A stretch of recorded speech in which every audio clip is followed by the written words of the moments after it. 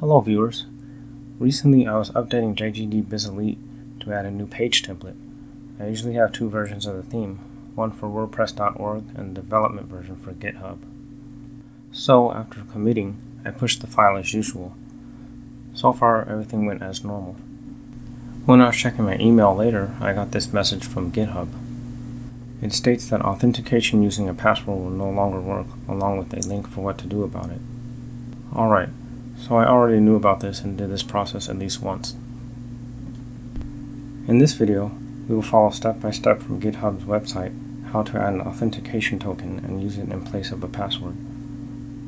Following the email link led me to the token authentication requirements for GitHub operations page.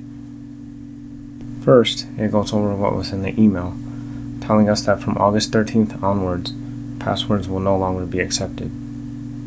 It will affect command line get access, which is what we are doing.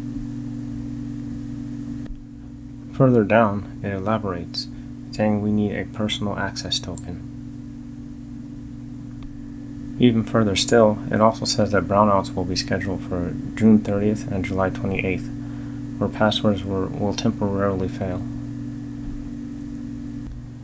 On the Creating a Personal Access Token page at GitHub, the first step is to verify your email address with GitHub. I will link to this page in the description. From the GitHub front page, look for your avatar in the upper right, and choose Settings from the drop-down.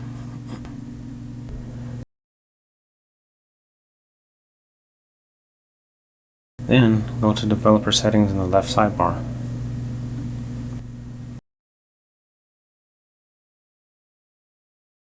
From there, we want to click Personal Access Tokens.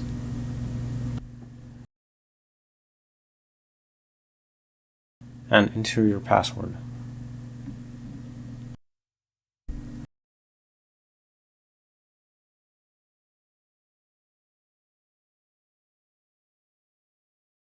On the new Personal Access Token page, enter the note of what the token is used for. In my case, it is for general WordPress theme code updates. For this token, we want to give repo and delete repo scope. Repo scope is definitely necessary, as it will allow us all the command line basics for remote repositories, such as accessing and pushing to and pulling from the repo. Once you click Generate Token, it takes you to the next page with your generated token. As it says at the top of the page, it is of the utmost importance to copy this token and paste it somewhere for storage, as you will need to use it when pushing files to your remote repos. I copied mine to a GitHub tokens file. Finally, next time when you are pushing new files to your remote, you can enter the token in place of the password. Since no one would want to enter such a long string of characters by hand, you can copy the characters from your token file and paste them to the command line. Usually pasting is Ctrl or Command V, but in this case I'm using the Terminus plugin for Atom. For that plugin, to paste is Alt V. There is a way to cache the last password used to make this process automatic, but for now I will use the copy and paste method for myself. But the link for how to cache the password will be in the description. And that's how to authenticate your repository with the token.